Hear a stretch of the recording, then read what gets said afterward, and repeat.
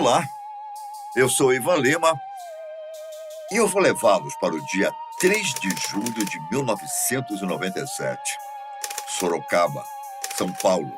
Um boletim de ocorrência da polícia é finalizado com detalhes curiosos de uma situação que aconteceu naquela noite. Um homem lutou contra um extraterrestre. Magra, com 2 metros de altura e olhos que mais pareciam fogo. A suposta criatura de outro planeta ainda feriu o homem antes de ir embora. Meses depois do encontro, a vítima foi morta na mesma região, sem provas, sem testemunhas e sem o homem para falar mais detalhes sobre o caso. Ficamos apenas com alguns fatos do que aconteceu naquele dia 3 de julho. É um mistério de fato, mas não o único mistério de Sorocaba envolvendo avistamentos de extraterrestres. Situações inimagináveis só acontecem quando não estamos esperando, não é? Por isso, elas são tão marcantes. Se você não vive sua vida e busca incansavelmente por alguma prova de que o mundo é mais do que os olhos podem ver, então, meu caro, talvez você nunca encontre a toca do coelho. É por isso que a história de Célio de Lima Batista é tão surpreendente. Ele estava simplesmente indo para casa, algo que provavelmente já tinha feito várias vezes. Mas as coisas não terminaram da maneira que nem você e muito menos ele imaginava. Vendedor autônomo e lutador de artes marciais. Ele tinha 26 anos quando seu carro quebrou no bairro Vila Helena, na zona norte de Sorocaba. Célio estava voltando para casa com algumas verduras no veículo e decidiu terminar o trajeto a pé para deixar as compras. No entanto, com medo de que seu carro fosse roubado, decidiu retornar até o local em que havia deixado o veículo para dormir em seu interior, como forma de evitar qualquer tipo de problema. Foi então que, assim que voltou para o carro, os vigias de um estabelecimento próximo disseram que Célio poderia ficar tranquilo, pois eles ficariam de olho para que não houvesse nenhum roubo. Com uma preocupação a menos, o vendedor partiu para sua casa pela segunda vez. Dessa vez, achou que não teria problema se cortasse caminho por um matagal da região. Logo antes de entrar na mata, quando o relógio batia cerca de 8 horas da noite, Célio viu uma luz no céu. Se não fosse o aeroporto nas proximidades, talvez ele tivesse percebido que não era uma claridade normal. Só que, como aviões decolavam e pousavam por lá com frequência, a luz não chamou tanto sua atenção. Assim, ele continuou o caminho mata dentro. Foi então que, pouco tempo depois, a luz apareceu novamente. Dessa vez, em meio às árvores. Acompanhada pela claridade, estava uma criatura. Um ser que chega a ser difícil de se imaginar. De acordo com a descrição de Célio, era como um esqueleto de 2 metros, sem carne no corpo, com uma cor indescritível, olhos vermelhos como fogo e mãos no formato de pinças. De todas as descrições de extraterrestres que existem por aí, talvez essa seja a mais assustadora e de difícil assimilação. Antes até desse atalho, ele já tinha reparado numa luz estranha perto do carro. E ele, ao entrar nesse atalho, essa luz meio que persegue ele e vem, e ele conta que a luz praticamente entra nele, né? E nesse momento, ele vê um extraterrestre. E aí ele viu uma criatura alta, com olhos vermelhos, e que aparentemente tinha os ossos à mostra, né? E os dedos em forma de pinça e tudo. Isso deixou ele bastante assustado. Essa criatura foi se aproximando da testemunha, o Célio de Lima. A partir daí o relato não fica assim tão claro. Ele lembra-se que depois essa criatura desapareceu, e aí ele tinha um ferimento num dos dedos da mão e um ferimento na narina dele.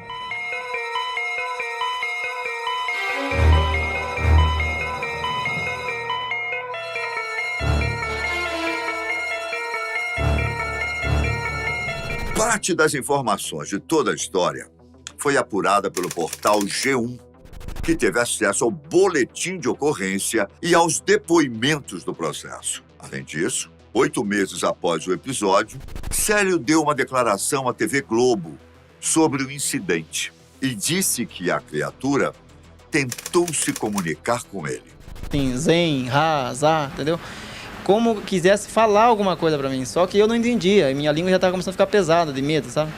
E meus olhos não tiravam o olho dele, ficou preso nele, entendeu? Durante o contato com o extraterrestre, o vendedor até tentou usar o que sabia de artes marciais para se proteger. Só que alguma coisa estranha aconteceu com seu corpo. Ao Ministério Público, Célio disse que não percebeu nada até a criatura ter ido embora. Só então notou que todo o seu lado direito do corpo, dos pés à cabeça, estava completamente paralisado. Inclusive, sua narina direita estava sangrando e também seu polegar direito havia sofrido uma perfuração profunda, algo que ele deveria ter percebido na hora e não momentos depois. Bom, o fato é que assim que recobrou os movimentos do corpo, Célio correu em busca de ajuda. Por sorte, ele encontrou um grupo de jovens que, por sua vez, explicaram a situação para uma senhora. Pouco tempo depois, aproximadamente 10 horas da noite, a Polícia Militar foi informada de uma ocorrência envolvendo agressão na rua Protássio de Camargo Sampaio. O responsável por atender o chamado foi o PM Melo, que encontrou Célio completamente apavorado e com um ferimento grave no dedo. Quando perguntou quantas pessoas participaram da tentativa de assalto, Célio respondeu que tinha sido apenas um ser estranho. Então, ele enxergou um ser que, na minha opinião, ele se parece muito com uma espécie de Grey, porque ele relata que o ser ele parece estar sem carne, tem 2 metros, uma cor que ele não conhece e os olhos vermelhos. Então, os Greys já foram vistos aqui na Terra e há relatos deles altos, eles mais baixos, eles verdes, cinzas e até essa cor, digamos, que ele não conseguiu descrever. E aí ele, assustado ainda, né, pediu auxílio para uma senhora que morava na região e eles foram para um posto de saúde para um atendimento prévio. E após esse atendimento prévio, ele foi até a delegacia e registrou queixa por lesão corporal contra um alienígena. Depois disso, os policiais foram até o local, fizeram uma vistoria em busca de algo que pudesse, digamos, ter ocasionado esses ferimentos, mas não encontraram nada. Nenhum vestígio, nada que pudesse dar pistas sobre o caso.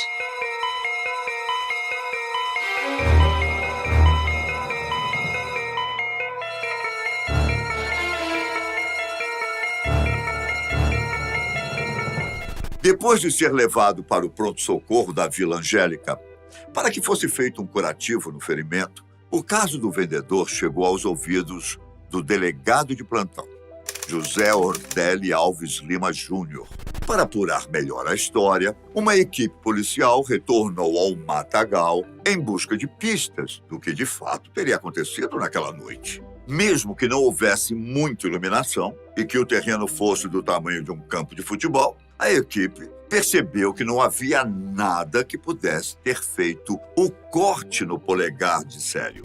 E o mais curioso disso tudo é que ele não tinha sinais de estar bêbado ou muito menos alcoolizado para ter inventado ou interpretado errado o que aconteceu. Perguntado pela TV Globo se não tinha medo de que as pessoas achassem que estava delirando, Célio simplesmente disse que todos saberiam se fosse um estado de loucura, pois ele nunca teve nenhum problema do tipo na vida. Já em 2019, mais de 20 anos depois do incidente, o mesmo delegado responsável pelo caso disse ao G1 que registrou a situação como lesão corporal e que acrescentou no histórico boletim de ocorrência justamente o que Célio disse, que apanhou de um extraterrestre. Na reportagem de meses depois do ocorrido, é informado que a promotoria criminal, delegados e ufólogos acreditaram na história do vendedor e tentaram levar o caso adiante. Porém, como o suposto agressor não foi identificado, ele teve que ser arquivado no fórum. Ainda assim, a promotora da terceira vara criminal explicou na época que o caso a impressionou. Aparenta ser uma pessoa absolutamente normal, com uma coerência assustadora nas declarações dadas depois de meses na delegacia, aqui na promotoria, com plena harmonia nos detalhes daquilo que ela vivenciou. São muitas pessoas que já viram disco voador. Eu confesso que cheguei a vê-lo por uma vez, tinham mais 3 pessoas presentes, conheço o juiz e muitas pessoas plenamente normais e idôneas que já tiveram essa experiência. Detalhe por detalhe, assim Célio descreveu tudo o que aconteceu para o delegado, para a promotora e para um investigador. Sempre a mesma história. Até mesmo um profissional capaz de fazer hipnose foi chamado para fazer uma sessão com o vendedor e tentar tirar algumas informações do seu subconsciente. O resultado? Durante a hipnose, Célio contou o caso com os mesmos detalhes. Nesse processo todo, eles chamam uma especialista em fazer regressão hipnótica, a Sandra Hassmann, né? Então, a Sandra vem a Sorocaba e faz uma regressão hipnótica no Célio, né? Acaba se constatando, eu não tenho maiores detalhes, mas acaba se constatando que sim, ele teve uma experiência, digamos que extraterrestre, uma experiência de um encontro, um contato com um possível ser extraterrestre. Essa não é a primeira história e muito menos a última envolvendo avistamentos e contatos com extraterrestres. Na própria cidade de Sorocaba existem vários casos e relatos de pessoas que viram objetos voadores não identificados sobrevoando a região. Próximo à cidade encontra-se a Floresta Nacional de Ipanema, onde fica o Morro Araçoiaba, de origem vulcânica e de grande diversidade mineral, especialmente a magnetita. OVNIs aparecem no mundo inteiro, naves, discos voadores, mas tem certas áreas que parece que tem uma atração a mais para essas inteligências. Em alguns casos, isso está ligado à biodiversidade do local, fauna, flora, rios, alguma coisa assim. Em outros casos, está ligado a alguma coisa do subsolo. Então, por exemplo, locais onde existe muito cristal de quartzo no subsolo é local onde tem muita aparição, onde tem muitos casos de avistamentos, pousos, contatos. Eu não sei se existe um consenso entre os ufólogos, mas existem várias pesquisas e estudos. Eu, por experiência própria, eu fui a 13 hotspots no Brasil, ou seja, são lugares que são considerados hotspots por terem uma frequência maior de avistamentos, né? Ou seja, as pessoas enxergam mais esses objetos anômalos no céu. Então, por experiência própria, eu acredito que seja alguma coisa ligada aos minerais, ao minério, né? Ao magnetismo.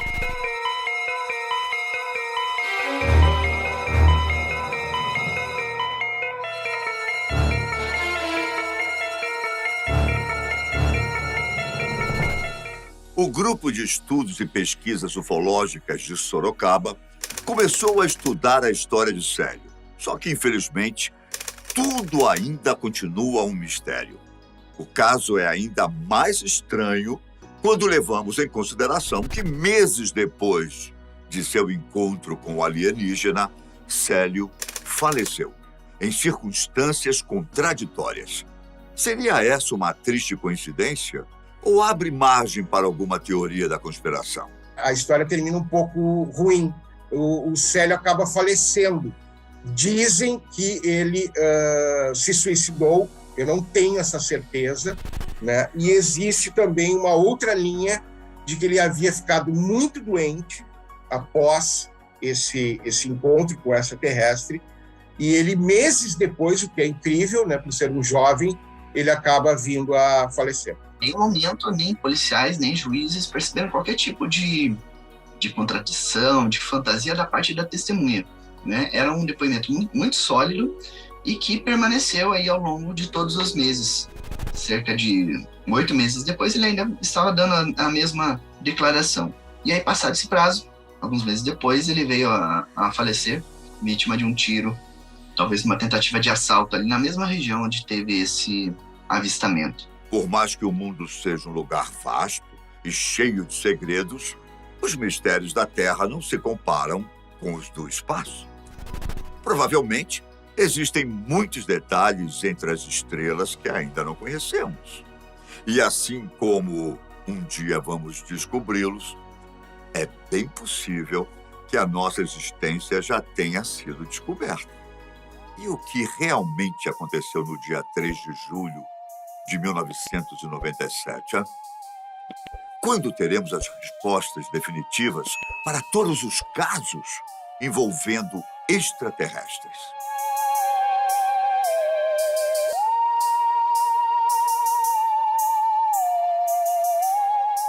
Não é de hoje que muita gente se torna, de uma hora para outra, testemunha ocular de algum fenômeno inexplicável. Aliás, essa honra, se é que podemos dizer assim, acontece desde os primórdios do tempo, em que a humanidade ainda dava seus primeiros passos como civilização. Olá, eu sou Ivan Lima e é um prazer te receber aqui no canal Fatos Desconhecidos.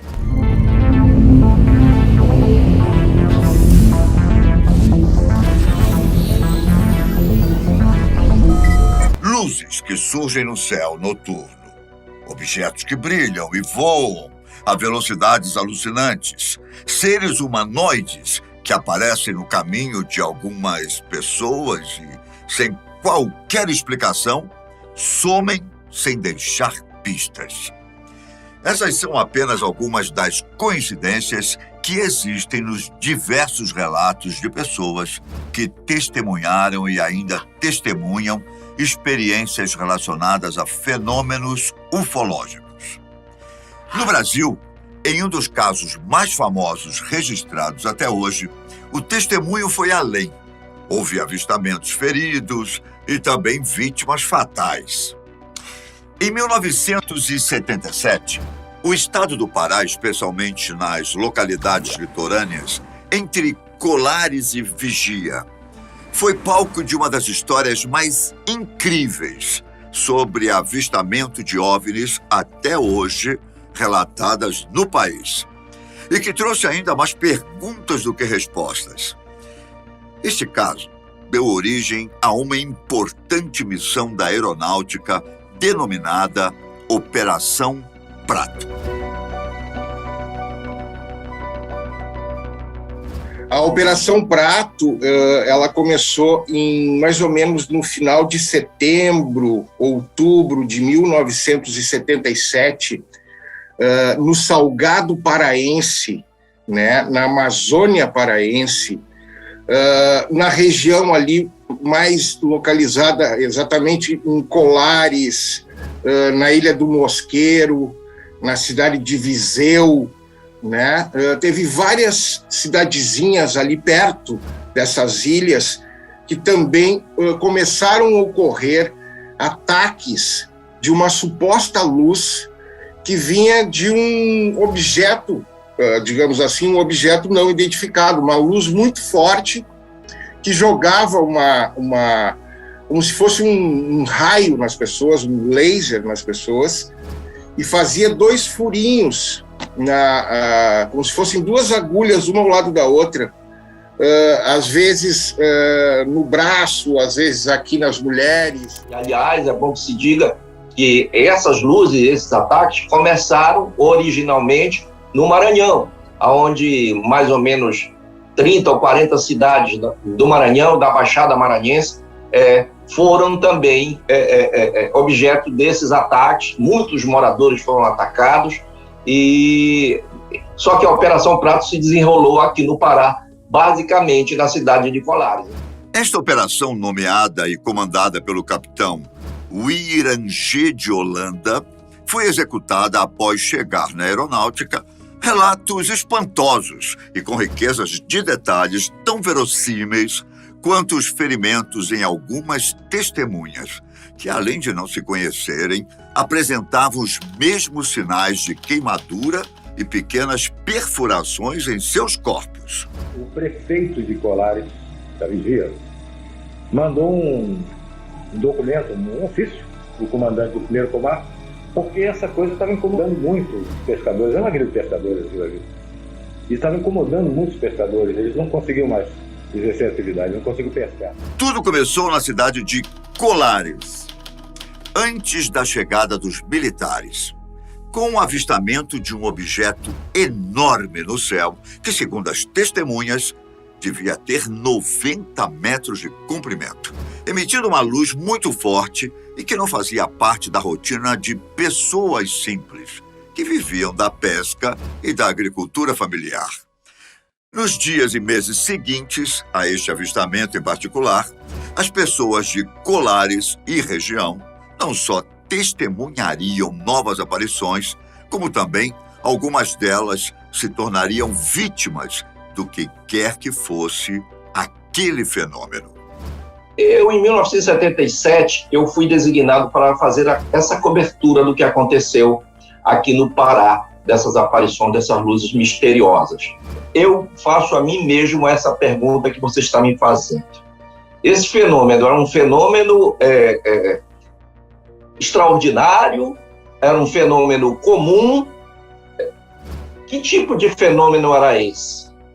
Como defini-lo? Eu te diria que, pelos meus olhos e pelas minhas observações, essa pergunta eu me faço até hoje.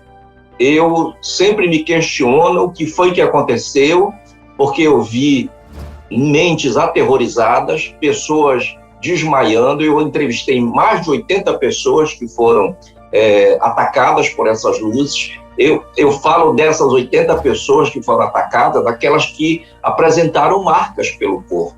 Não demorou muito para que algumas testemunhas aparecessem no ambulatório apresentando queimaduras semelhantes, contudo, inéditas aos olhos dos profissionais que as atendiam. A doutora Velaide Cecim foi quem mais atendeu a estes pacientes e o prognóstico comum entre eles era a sensação de fraqueza, anemia, paralisia parcial e pequenas queimaduras originadas de algum tipo de radiação. A doutora Velaide Cecim, que foi, inclusive, testemunha de ver um objeto desses de dia, ela cita também que as pessoas ficavam anêmicas, né? Ela realizou alguns exames de sangue e tinha essa característica de anemia, né?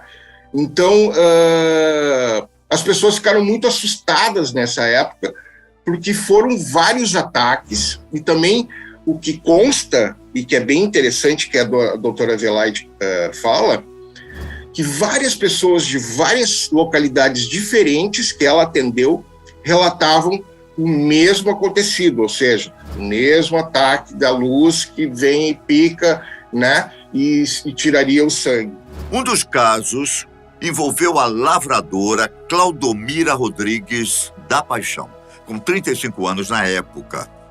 Aproximadamente 1 hora depois das luzes da cidade se apagarem, ela sentiu uma luminosidade percorrer seu corpo, como uma espécie de lanterna, fixando-se no seio esquerdo na tentativa de sugar o sangue, mas sem sucesso. Então, a luz foi focada em sua mão direita, onde ela relatou ter tido a sensação de ser picada por uma agulha. Claudomira tentou gritar por socorro, mas seu corpo ficou parcialmente paralisado. Ela sentiu dores na cabeça e na mão direita, dormência do lado esquerdo do corpo e um forte calor no seio. Claudomira é a mulher que aparece nesta foto, ao lado da doutora Velaide Cecim Carvalho, que ainda teria dito aos militares da aeronáutica dias depois: "O bicho me chupou". O que aconteceu foi um fenômeno continuado, porque, veja bem, o fenômeno continuado é aquele que, durante vários dias seguidos, ele ocorre e é testemunhado por pessoas. E no caso dos ataques, nem todo mundo que viu as luzes foi atacada. Uma grande maioria, eu te diria. Olha, eu já fiz um levantamento entre o que aconteceu em todas aquelas cidades do Pará e do Maranhão. Nós tivemos uma média de 50 a 60 pequenas cidades que foram testemunhas dessas luzes, eu acredito que entre milhares, mais ou menos 150 mil pessoas que testemunharam isso, umas 400 foram atacadas, o que já é um dado significativo. O relato de Claudomira não foi o único. Outras vítimas relataram a mesma sensação, já que normalmente avistavam um foco de luz sobre elas, seguido por um raio que atingia alguma parte dos seus corpos, e era como se uma agulha estivesse perfurando a pele, sugando seu sangue. Por esse mesmo motivo, o fenômeno ficou também conhecido como chupa-chupa entre os moradores daquela região. Teve gente da Operação Prato que chegou a receitar calmante para as pessoas, e elas já tinham tomado calmante lá com a doutora Velaide Ceci, porque elas chegaram muito abaladas. Você imagina a repercussão na mente dessas pessoas, que um fato dessa natureza, inusitado, pessoas humildes, não é verdade? Pessoas humildes, que têm a sua fé, quer dizer, olha aí, elas se sentiram abaladas no seu sistema de crenças, porque aquilo tudo fugia a um padrão lógico de conhecimento. Ela disse, olha, todas diziam a mesma coisa, olha, o que aconteceu comigo não tem nada a ver, sabe, de luz, que uma luz me atacou, era o chupa-chupa, era esse que era o nome. O chupa-chupa me atacou, o chupa-chupa deixou marca, olha aqui. Então, eu acho que o desespero dessas pessoas é que fez com que a aeronáutica brasileira se interessasse pelo caso e viesse até Colares, né, para tentar descobrir o que estava acontecendo com essa comunidade, porque as pessoas estavam apavoradas, né? Inclusive, quando as luzes vinham perto, chegavam na cidade, elas vinham do rio, né?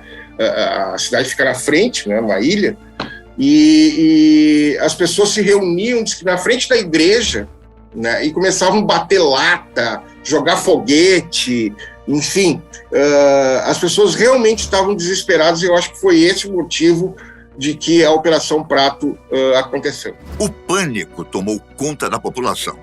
A primeira providência que os habitantes tomaram foi a de se armarem com o que tinham. Porém, a visão apocalíptica tomou conta de muitos deles, que viam nos fenômenos um castigo de Deus e até mesmo o início do fim dos tempos. Tanto é que várias pessoas fizeram suas malas e partiram de Colares, em busca de um lugar longe e seguro. Moravam cerca de 1.500 a 2.000 moradores na ilha, desses mais ou menos 60% foi embora, apavorado. Coisas assim, em meses, eles saíram da ilha, né, pegaram suas coisas e foram para municípios próximos, Santo Antônio do Tauá, Vigia, que fica a cerca de 100, Colares fica a cerca de 98 quilômetros de Belém. Foi então que soldados da aeronáutica se deslocaram para aquela região, na tentativa de desvendar o mistério. Segundo o ex-coronel Wirangê de Holanda disse, em uma entrevista feita em 1997 pela revista UFO, antes mesmo de chegarem à região, os militares já estavam a par do assombro que os moradores enfrentavam. Os que ficaram em suas casas passaram a se reunir dia e noite para rezar, na tentativa de encontrar a proteção divina. E ainda conforme o Wirangê, enquanto os militares estiveram por lá, os avistamentos eram diários. Na entrevista, o ex-coronel citou que dados, fotos e vídeos tinham que ser coletados e passados ao comando, que a partir de então tomaria as providências cabíveis, mas sob total confidência. Coletar dados, documentar, fotografar, filmar se possível e entregar, informar o comandante. Daí para frente o destino era dele. E os militares? Eles também avistaram alguma coisa? Na entrevista dada à revista UFO, o ex-coronel Wirangê de Holanda deixou claro seu posicionamento a respeito. Passavam 3 pontos luminosos alinhados, muito alto, e a grande velocidade. A velocidade, eu sou da Força Aérea, conheço avião, é maior do que a velocidade de um avião de linha. estavam voando muito alto no sentido oeste-leste, ou seja, da Cordilheira dos Andes para o Atlântico. Isso denota claramente que os militares também presenciaram o fenômeno. Contudo, nenhum deles chegou a ser uma vítima das luzes que queimaram os moradores. O ex-coronel Irangê Holanda foi encontrado morto 2 meses depois dessa entrevista. E tudo indica que ele tenha tirado sua própria vida. Porém, há contradições. Eu não acredito que o Capitão Holanda tenha sido assassinado, como algumas teorias conspiratórias induzem ou tentam induzir nas redes sociais. Ele sofria grave crise depressiva. Eu, inclusive, falo no meu livro um episódio que depois eu, conversando com gente da aeronáutica, o brigadeiro Protásio teria dito, olha, o Holanda pirou. O Holanda pirou. Por isso nós encerramos a Operação Prato. Então ele era um militar de uma competência inquestionável nas Forças Armadas. Era um homem que tinha um gabarito nas Forças Armadas, que jamais iria inventar alguma coisa ou mentir. Então, o relatório que deu fim à Operação Prato foi um relatório que prejudicou a imagem do capitão. Ele mesmo me disse, Mendes, eu não vou sair como louco, como o maluco, o doidinho desse episódio. Eu mereço respeito. Eu acredito sim de que ele realmente, já frustrado, sabe, com tudo aquilo que tinha acontecido com ele tirou a própria vida. Antes, em 1975, um outro caso ocorrido naquela região envolveu 4 homens que saíram numa noite para coletar madeira próximo à Ilha dos Caranguejos. O que aconteceu com os amigos Apolinário, Firmino, José e Aureliano naquela noite? 3 ou 4 pessoas da mesma família, eram primos, eles vão nessa ilha com o objetivo de cortar troncos e tal. Enfim, o trabalho que eles realizavam no dia a dia, né? E era mais um dia comum de muito calor, né? Essa Ilha do Caranguejo fica perto de São Luís do Maranhão, bem pertinho, né? Então, lá em 1975, ou seja, antes da Operação Prato, acontece esse caso que o que ocorre?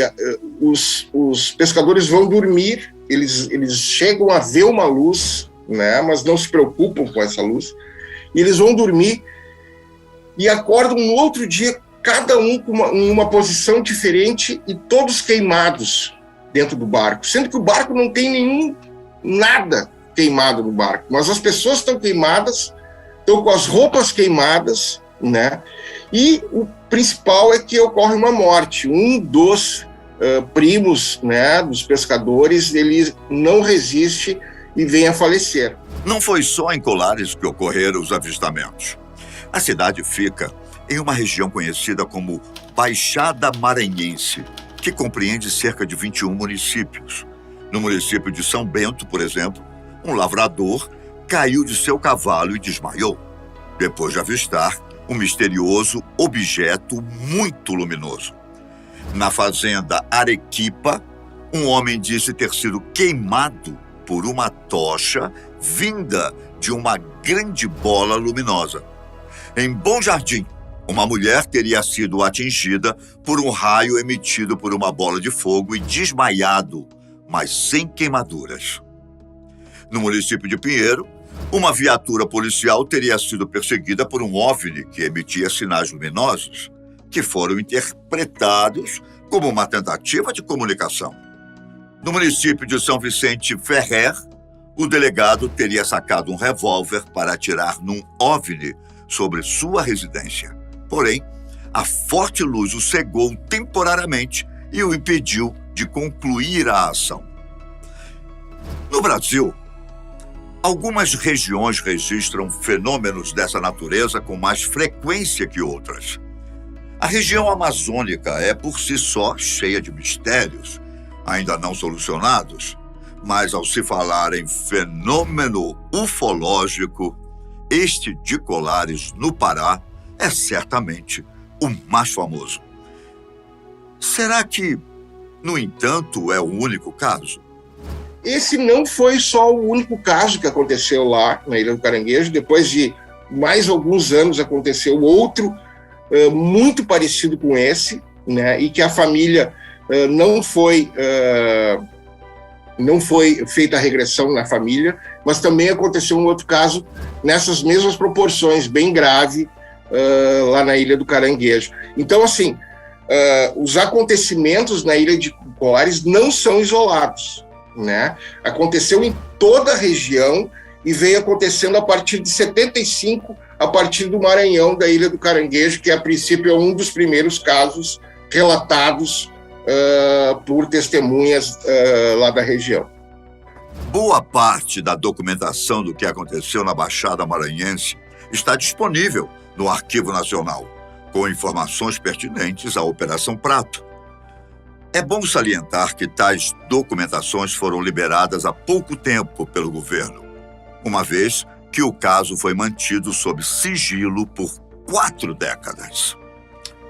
O Comar, enfim, a Aeronáutica, diz que todo o material foi disponibilizado, que estaria já no Arquivo Nacional em Brasília, né?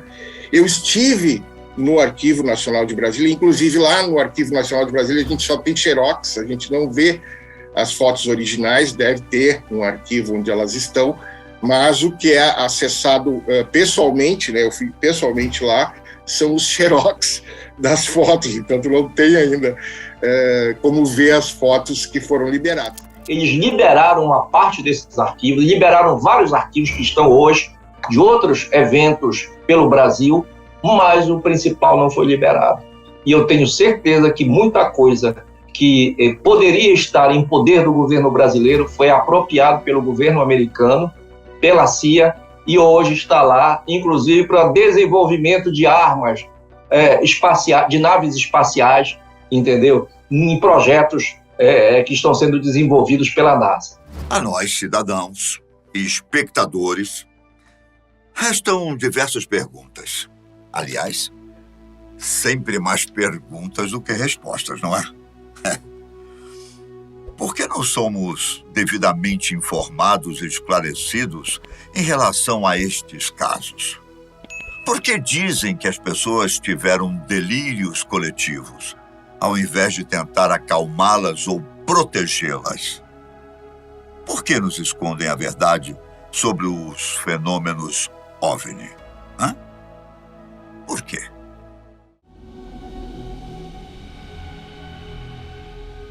O espaço pode ser imenso, assustador e ter coisas que o ser humano ainda não consegue entender.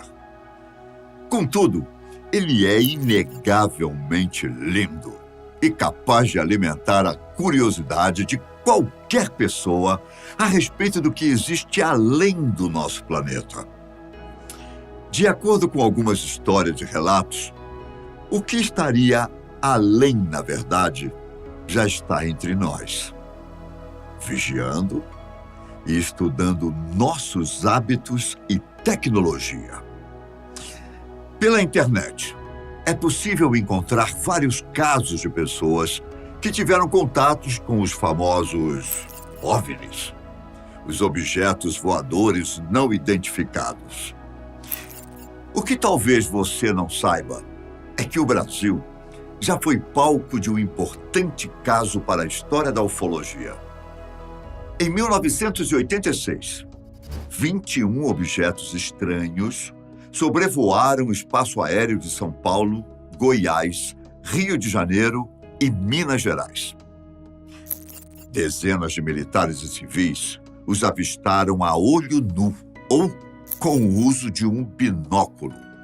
E somente na Escola de Especialistas da Aeronáutica, em Guaratinguetá, os OVNIs foram vistos por aproximadamente 2.000 militares. A situação atingiu proporções tão surpreendentes que a Força Aérea Brasileira precisou acionar 5 caças para identificá-los. No entanto, a tecnologia dos objetos parecia ser muito superior à nossa, já que as supostas naves conseguiam fazer manobras em zigue-zague e alcançar até 15 vezes a velocidade do som. Enquanto alguns pilotos viram os objetos com os próprios olhos, mas não tiveram registro nos radares. Outros captaram os OVNIs pelo caça, mas não foram capazes de enxergá-los. Essa, meu caro, foi a noite dos discos voadores. Esse episódio começou na noite de 19 de maio, quando o sargento Sérgio Mota da Silva observou uma luz curiosa parada no céu. O relógio marcava 8 horas da noite no aeroporto de São José dos Campos, em São Paulo. E Sérgio, na época, controlador de tráfego aéreo, começou a dar os comandos para que um voo pudesse decolar. Só que o ponto luminoso no céu o deixou intrigado. Depois de perceber que o radar também havia detectado alguma coisa, ele entrou em contato com o Aeroporto Internacional de Guarulhos para saber se alguma aeronave estava voando até São José dos Campos. Mas, para surpresa dele, não havia nenhuma. A noite de 19 de maio de 1986, ela é a noite em que ocorreu o caso ufológico com o maior número de testemunhas da história da ufologia mundial. Então, foi uma noite em que dezenas de objetos voadores não identificados apareceram sobre vários estados brasileiros, né? Principalmente sobre São Paulo, Rio de Janeiro e Goiás. Outros estados, Minas Gerais, Paraná, Santa Catarina, Rio Grande do Sul, também tiveram alguns relatos, alguns avistamentos pontuais, mas o foco das aparições foi principalmente São Paulo e Rio de Janeiro. E foi testemunhado ali por milhares de pessoas, talvez milhões de pessoas. Frequentemente eu encontro novas testemunhas que acrescentam novos dados ao caso, né? Então ela começou por volta das 18 horas, de 19 de maio de 86, na região de São José dos Campos, quando o operador da torre de controle do aeroporto observou luzes estranhas que não eram aviões, não eram veículos conhecidos, né, por ele na ocasião. E enquanto ele avistava essas luzes e relatava os controles, outras luzes foram surgindo. E os radares da Força Aérea Brasileira também começaram a captar outros objetos. Durante a conversa entre os dois controladores, o ponto luminoso simplesmente desapareceu e reapareceu pouco tempo depois, ainda mais brilhante. Com um binóculo, Sérgio tentou observar mais detalhes do objeto e percebeu que era composto por várias cores, mas não foi possível entender do que se tratava. Depois de alternar a intensidade das luzes da pista do aeroporto, Sérgio entendeu que, de alguma forma, o ponto luminoso estava se comportando de maneira inteligente. Isso porque o objeto se aproximou quando ele diminuiu o brilho e se afastou ao intensificá-lo. Alguma coisa muito estranha estava acontecendo, e isso foi só o começo. Como eram vários objetos, mais de 2 dezenas de objetos que invadiram o espaço aéreo brasileiro, o brigadeiro Otávio Júlio Moreira Lima entrou em contato com o ex-presidente José Sarney, acordando ele à noite, falando que o espaço aéreo brasileiro estava sendo invadido, se ele teria aí a autorização para decolar caças de interceptação para mandar ao encalço dessas luzes, desses estranhos objetos luminosos aí que estavam saturando mais de 3 tipos de sistemas de radares, né? Os radares de solo, a bordo das aeronaves, e foi então autorizada a decolagem dessas naves de interceptação. Sabe-se que ao menos 3 outras aeronaves também fizeram estranhos avistamentos. Enquanto voava de Londrina para São Paulo, o piloto de um avião modelo Bandeirante notou um objeto voador se aproximando, como se estivesse em rota de colisão, e entrou em contato com o Centro de Controle de Área de Brasília.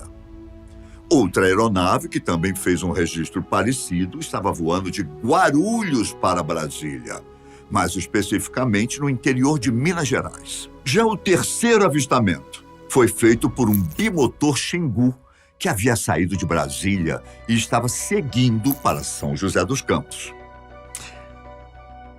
Nessa ocasião, o sargento Sérgio entrou em contato com o piloto para saber se ele tinha visto alguma coisa estranha no céu, já que o radar havia detectado nada menos que 3 OVNIs.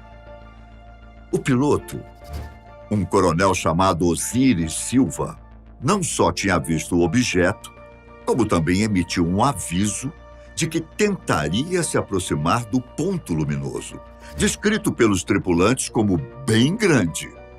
O copiloto do bimotor, Alcir Pereira da Silva, chegou a dizer com medo na voz que todo mundo que tentar perseguir esse tipo de objeto acaba sumindo.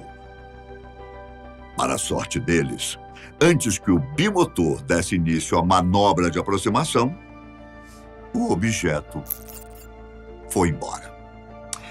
Também na mesma noite, o repórter fotográfico Adenir Brito recebeu uma informação que mais parecia mentira.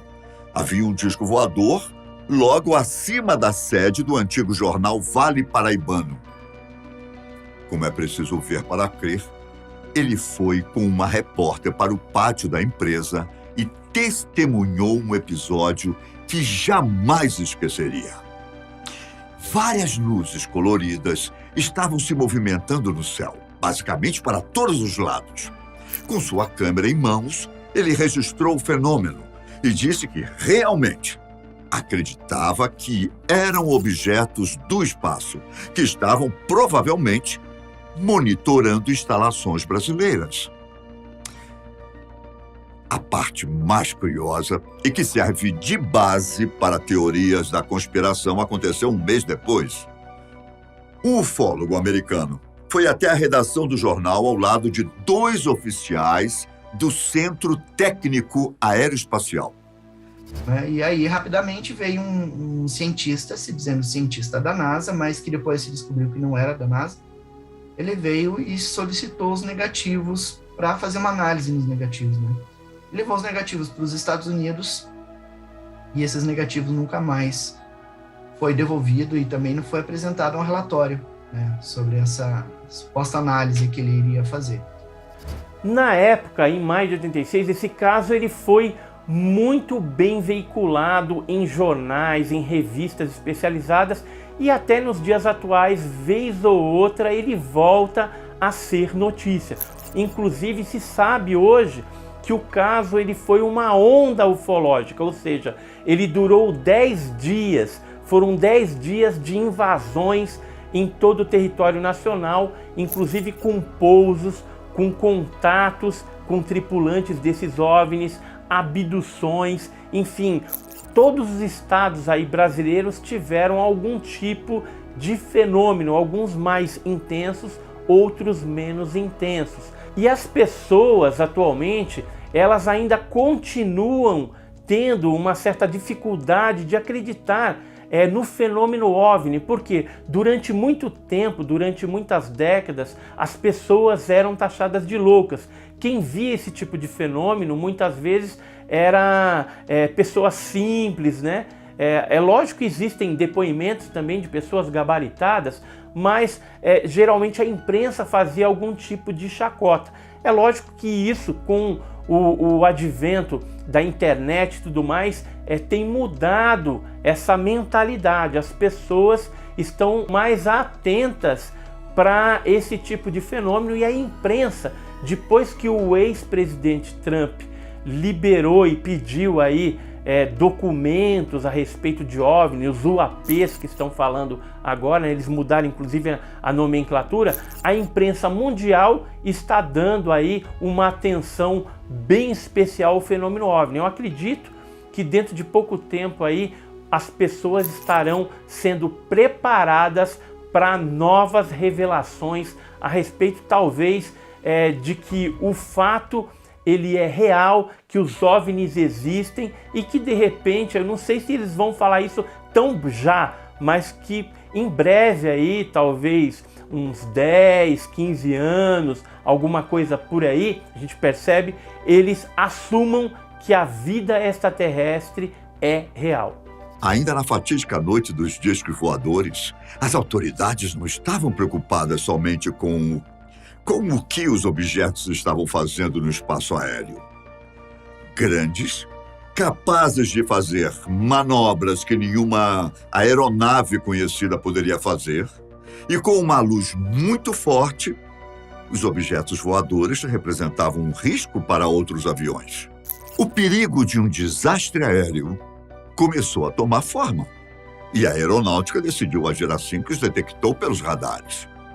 Curiosamente, eles estavam voando acima de instalações que a defesa aérea considerava estratégicas, entre elas a Academia da Força Aérea, na cidade de Pirassununga, em São Paulo, e Centro Técnico Aeroespacial e o Instituto Nacional de Pesquisas Espaciais, ambos em São José dos Campos. Então, isso exigia uma resposta do governo brasileiro, que precisava identificar o que eram esses objetos e qual era a intenção deles, né? Inicialmente, eles pensavam que seria uma ação de espionagem no território brasileiro, mas, ao mesmo tempo em que eles achavam isso, eles já percebiam a estranheza dos objetos. Foi então que a Força Aérea Brasileira acionou 3 caças para interceptar as luzes. Um Mirage, da base aérea de Anápolis, em Goiás, e 2 F-5, que partiram com diferença de 20 minutos da base aérea de Santa Cruz, no Rio de Janeiro.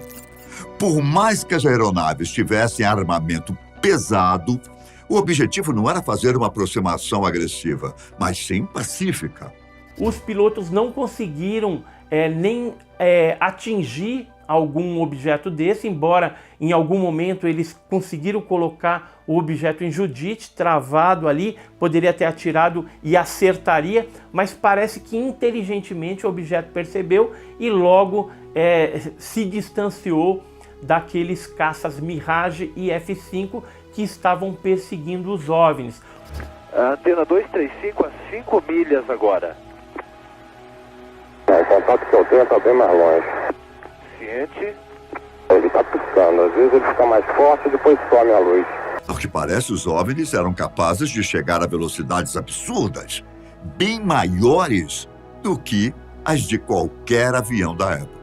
Depois de avistar um dos objetos pelo radar, o piloto do Mirage acelerou a uma velocidade de Mach 1.3, supostamente o suficiente para interceptar o objeto, já que representa cerca de 1.600 quilômetros por hora. Só que quando o caça estava a cerca de 9 quilômetros de distância, o artefato voador simplesmente acelerou a uma velocidade de Mach 15, isto é, pouco mais de 18.300 quilômetros por hora. Em toda a história da humanidade, nenhum avião conseguiu tal feito. O mais rápido de todos foi o North American X-15, que, em 1967, ultrapassou 7.000 quilômetros por hora. Por que ficou conhecido como a Noite Oficial dos OVNIs? Porque houve o envolvimento militar na perseguição desses objetos voadores não identificados. O governo norte-americano também ficou sabendo a respeito desse caso, tanto é que houve notificação através de telex também, enviado de Brasília para o Departamento de Defesa norte-americano. Segundo os documentos da Força Aérea Brasileira, teria começado por volta das 20 horas. Porém, segundo o operador da torre de controle, Sargento Sérgio Mota da Silva, ele me declarou o seguinte: olha, isso tudo começou quando eu estava assumindo meu posto na torre de controle. Eu entrava na torre de controle às 18 horas, com o sol se pondo. Quando eu cheguei na torre, eu já vi aquela luzinha parada no céu. Então, era por volta das 18 horas. E foi se encerrar quando amanheceu. Durante esse tempo, um dos pilotos disse que um dos objetos estava a cerca de 5 quilômetros de altura, emitindo uma intensa luz branca, antes de subir para 10 quilômetros e sua luz mudar para a cor vermelha, verde e branca novamente. Às vezes ela volta no mesmo ponto que ela sumiu. Ciente, eu tenho uma detenção na sua antena 295 a 14 milhas. Curva à direita para a proa 300. Direita 300. Já foi reportado pelo outro caçador, luzes intermitentes, cor vermelha. E devido a essa característica de ter milhares de testemunhas, né, espalhadas aí por diferentes regiões que viram esses objetos e viram a decolagem dos caças e tudo, seria impossível para a Força Aérea negar que isso aconteceu. Eu tenho relatos de moradores da região serrana ali que descrevem esse objeto como imenso, algo em torno de 1.500 metros de comprimento, né?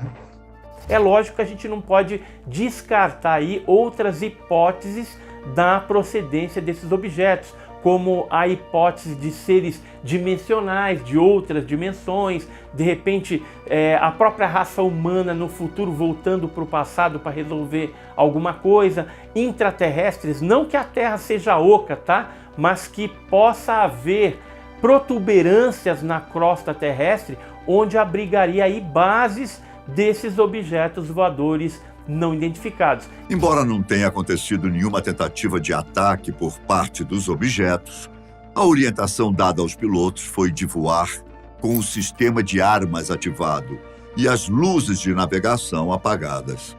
Em determinado momento, o piloto de um dos F-5 recebeu a informação do controlador de voo que 13 OVNIs estavam voando atrás dele, como se estivessem escoltando o caça. Em uma tentativa de visualizá-los, o piloto manobrou em 180 graus. Só que, mais uma vez, os objetos desapareceram. O Centro de Operações Militares até lançou a hipótese de que os objetos eram naves espiãs enviadas de algum porta-avião estrangeiro na costa do Brasil. Mas adivinhe só, não havia nada no litoral.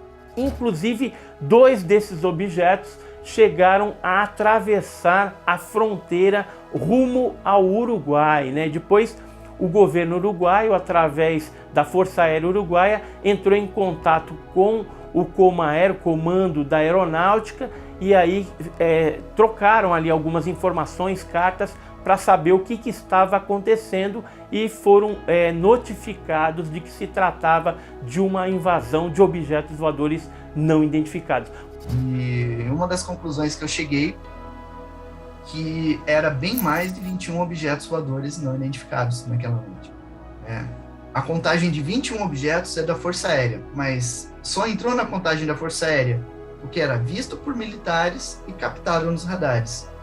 Mas havia objetos que não apareciam nos radares. Todas as cidades de São Paulo, Rio de Janeiro e Goiás foram sobrevoadas naquela noite. Estados de Paraná, Santa Catarina, Rio Grande do Sul, Minas Gerais também foram sobrevoadas. Se a gente observa o mapa, a gente observa que é muito mais de 21 objetos. Mais 2 caças Mirage foram enviados da base aérea de Anápolis naquela noite. Entretanto, ao contrário dos outros, os pilotos não tiveram contato visual e o radar não registrou nenhum artefato voador.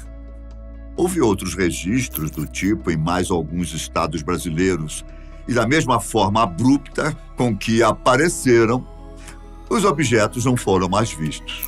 Em uma coletiva de imprensa feita no dia 23 de maio de 1986, o ministro da Aeronáutica, Otávio Júlio Moreira Lima, declarou que 21 objetos voadores não identificados foram perseguidos por 5 caças da Força Aérea Brasileira. Ele não confirmou e muito menos negou que se tratavam de objetos alienígenas. Apenas deu as informações técnicas e frisou que até o momento não havia nenhuma explicação. Desses 3 Mirages, 2 se acidentaram depois da noite oficial. Um deles caiu 2 meses depois da noite oficial, caiu lá em junho, e o outro caiu um ano e 8 meses depois da noite oficial. E não se tem informação das causas. O que levou à queda desses 2 Mirage? Não existe nenhuma teoria ou conjectura que possa explicar o porquê que 19 de maio de 86 houve aquela grande invasão de mais de 2 dezenas de objetos voadores não identificados no espaço aéreo brasileiro. Mas a ufologia ela estuda certas ondas. O que são ondas ufológicas? De tempos em tempos, vem um objeto maior, que a gente chama de nave-mãe, e ele solta objetos menores que ficam durante um determinado período de tempo fazendo ali uma determinada programação, provavelmente algum tipo de pesquisa científica da parte desses tripulantes dos OVNIs. Então pode ocorrer pousos, pode ocorrer abduções, contatos durante essa onda, esse tempo, esse período curto de tempo que vez ou outra acontece. Existe alguns comportamentos desses objetos naquela noite que sugerem que havia um interesse no aspecto tecnológico do governo brasileiro, nas estratégias de defesa do governo brasileiro, monitoramento de tráfego aéreo e tudo mais.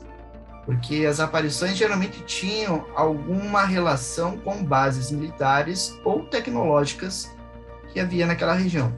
A cidade de São José dos Campos, por exemplo, naquela época tinha, e ainda tem, né, o INPE, Instituto Nacional de Pesquisas Espaciais, o Centro Tecnológico da Aeronáutica, tem a Elibras, que fabrica helicópteros, né? Tem várias fábricas ali que fazem um desenvolvimento tecnológico ligado à defesa, né? Ligado a questões militares, questões científicas e tudo mais. Então, você percebe que havia um interesse, né? Além disso, esses objetos sobrevoaram bases militares, centrais de energia elétrica. Então, havia um interesse na questão estratégica naquela região, digamos assim. Mas também havia um comportamento de parte dos objetos que se agrupavam em determinadas áreas onde não havia nenhum tipo de instalação estratégica naquela área. Por exemplo, na divisa entre São Paulo e Rio de Janeiro, bem numa área de mata, uma área de serra, onde não tem povoados, não tem nada, havia uma área dessas onde os objetos se concentravam. Né? Então, quando passava um avião, quando passava algum caça, se aproximava da área, os objetos saíam, o avião passava e eles rapidamente voltavam para aquela área. Então, não se sabe o que atraía os objetos para aquela região, mas eles se concentravam ali. Então, havia umas duas áreas assim, na região ali entre Rio de Janeiro e São Paulo. Havia outra a umas 18 milhas a oeste de Anápolis, onde os objetos também se concentravam. Se precisasse sair, eles já logo voltavam para aquela região. E não se sabe o porquê desse tipo de comportamento, né? O que estava levando eles a fazer esse tipo de posicionamento, né? Na noite de 19 de maio de 86, houve essa desova de várias naves aqui que cumpriram essa programação durante 10 dias. Então foi uma onda que durou 10 dias e no dia 29 de maio de 1986, o próprio sargento Sérgio Mota, ele estava de trabalho naquele dia também, por coincidência, e ele viu sobre Santos, no litoral de São Paulo, um objeto comprido, parecendo um charuto, né, uma nave-mãe, e ele disse que vários objetos iam naquela direção e desapareciam dentro dessa estrutura. Ele chegou a comunicar Brasília e São Paulo novamente, só que eles resolveram não mandar caças de interceptação no dia 29 para lá, porque na primeira tentativa tinha sido frustrada, então eles não resolveram ali não fazerem isso. Depois de um certo tempo, aquele objeto maior, já recebendo vários objetos menores e luminosos que vinham de todas as partes, esse objeto maior ele levantou voo e foi embora rumo ao espaço, desaparecendo. Alguns moradores ali do litoral paulista viram esse fenômeno, né, dos OVNIs ali, esse objeto maior também sobre a faixa litorânea da cidade de Santos. A coletiva terminou com a promessa de que um dossiê seria publicado 30 dias depois. Mas os dias se transformaram em semanas, as semanas em meses, e somente 23 anos depois que um relatório sobre a noite veio a público. Em setembro de 2009, foi divulgado um documento com a seguinte informação: como conclusão dos fatos constantes observados em quase todas as apresentações, Este comando é de parecer que os fenômenos são sólidos e refletem, de certa forma, inteligência, pela capacidade de acompanhar e manter distância dos observadores, como também voar em formação, não forçosamente tripulados. Refletem, de certa forma, inteligência. Só que essa não é a parte mais interessante. Esse mesmo relatório estava datado de 2 de junho de 1986. Curioso, você não acha? Os materiais envolvendo esse e outros casos de OVNIs no Brasil foram encaminhados para o Arquivo Nacional. Dentro do acervo, os documentos sobre estranhos objetos voadores são os mais acessados. Passou os 30 dias, a Força Aérea não liberou esse relatório. A imprensa também não fez uma grande pressão na Força Aérea para liberar essa investigação. E o caso começou digamos assim, a ganhar panos quentes, né? Começaram a meio que acobertar o fato, deixar ele, digamos assim, em off, né? Para que as pessoas não comentassem tanto, e o caso acabou caindo no esquecimento, né? E da parte dos ufólogos, ficou apenas aqueles comentários que já se sabia na época, eram 21 objetos, a Força Aérea perseguiu, mandou 5 casos, e ficou por isso. Não houve uma investigação mais profunda da parte dos ufólogos, né? E isso aconteceu por vários motivos. Não foi só noite de 19 de maio. Já antes disso, já estava tendo uma grande quantidade de avistamentos. Depois disso também houve uma grande quantidade de avistamentos. No dia 29 de maio, para ter uma ideia, várias pessoas estavam vendo aqueles objetos de novo em várias regiões. O radar da Força Aérea pegou um objeto no mar, à frente de Santos, que tinha aproximadamente 11 quilômetros de extensão. Foi visto por pessoas na praia, foi captado pelos radares da Força Aérea. E a Força Aérea não poderia simplesmente divulgar essas informações, então ela restringiu o acesso. Um caso dessa envergadura envolvendo militares, ele tem para a ufologia, para o estudo do fenômeno OVNI, uma importância ímpar. Por quê? Porque, além de ter um envolvimento militar, os relatórios oficiais não chegaram a uma conclusão convincente, ou seja, eles descartaram qualquer tipo de objeto voador convencional, ficando ali a conclusão de que se tratariam de algo não identificado. Se era aí algum artefato militar secreto de outro país, nós não sabemos. Pelo menos até os dias atuais não ficou isso. Você não precisa ver para crer no fenômeno UFO, né? Tem inclusive muitos ufólogos que nunca viram nada, mas eles sabem que existe um fenômeno inteligente, apoiado em altíssima tecnologia, que ocorre desde a antiguidade. E eles afirmam isso, sabem dessa realidade, baseado em evidências e comprovações que a gente encontra quando faz a pesquisa ufológica. Por exemplo, vamos supor assim que ocorra um caso ufológico hoje em alguma cidade do Brasil, e ali tenha um ufólogo investigando. Ele vai atrás dessa informação, ele vai checar os dados, ele vai tentar explicar aquele caso de todas as formas possíveis. A partir do momento que ele não tenha uma explicação para aquele fato, ele já começa a considerar outras possibilidades. Então, a partir do momento que ele eliminou aquelas hipóteses, juntou todos os dados possíveis, ele começa a fazer análise. E aí, nessa análise, ele descobre, às vezes, que uma testemunha viu um objeto em tal local, outra pessoa, pouco depois, viu o mesmo tipo de objeto, então você já tem uma trajetória, e aí você, com base nessa trajetória, consegue identificar outras pessoas, aí você já sabe que um fato aconteceu. Várias pessoas observaram. E aí, de repente, você descobre que em tal local uma pessoa diz que o objeto desceu ao solo. Aí você vai lá, você vê a marca de pouso, né? Você sabe que um objeto físico pousou ali, porque você tem a impressão das pegadas, você tem efeito, em alguns casos, tem um efeito eletromagnético associado. Aí você coleta a amostra de solo, por exemplo, de dentro da marca, você faz experimentos com ela, você descobre que toda a vida dentro daquela marca ela está morta, foi morta por algum agente eletromagnético, possivelmente, ou às vezes você usa amostras de solo de dentro da marca, de fora da marca, e você percebe que a de dentro da marca ela está hiperadubada, por exemplo. A taxa de crescimento de uma planta ali dentro é muito superior à de fora. Então você observa uma série de elementos ali que não se explica de uma forma natural. Você não consegue uma explicação científica, digamos assim, uma explicação racional para aquilo, sem levar em conta a realidade do caso. E aí a grande questão é saber quem são eles e o que eles desejam aqui no planeta, né? Quando o assunto é avistamento de OVNI, é logicamente que nem todas as provas estão disponíveis.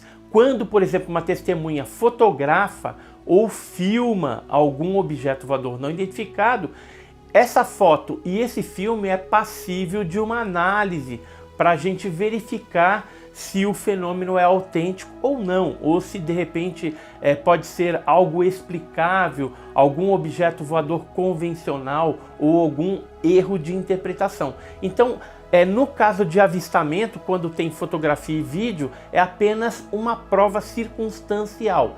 Hoje, não só os militares, cientistas e áreas de inteligência e governos sabem da existência do fenômeno OVNI e sabem da sua materialidade, porque ele já tem essas provas em mãos, seja materiais de naves, seja materiais biológicos de seres, tripulantes de OVNIs, e também substâncias que vez ou outra são deixadas nos locais onde esses OVNIs aparecem. É isso. Eu sou o Ivan Lima e eu pergunto a você: o que aconteceu naquela noite? Será que episódios como esse aconteceram outras vezes e foram mantidos em sigilo? Se os extraterrestres já estão entre nós, por que ainda não se mostraram para todos? Algo me diz que não precisaremos esperar muito pelas respostas. Mantenha os olhos abertos e, claro, olhe para cima.